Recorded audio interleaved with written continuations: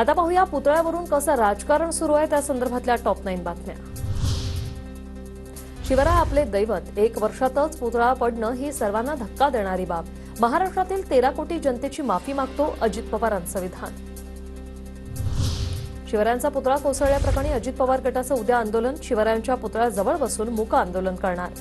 सरकारमधील पक्षच आंदोलन करणार असल्याने चर्चांना उधाण।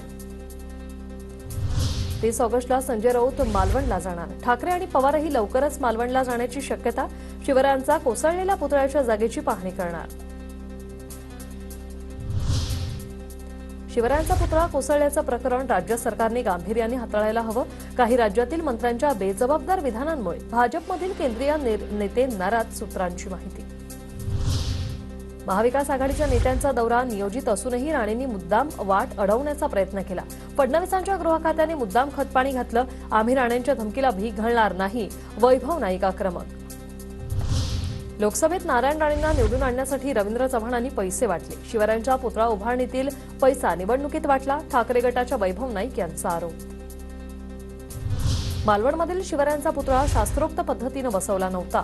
12 डिसेंबरला मोदींना पत्र दिलं होतं, संभाजीराजेंची माहिती।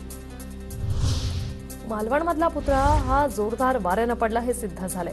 यापेक्षाही मोठा पुतळा मालवणमध्ये उभारला गेला पाहिजे, ही विनंती मी देवेंद्र फडणवीसांना करते। उपमुख्यमंत्र्यांच्या पत्नी अमृता फडणवीसांचं वक्तव्य। 1 सप्टेंबरला मनोज जरांगे मालवणच्या राजकोट किल्ल्यावर जाणार। राजकोट किल्ल्यावर जाऊन जरांगे पाहणी करणार।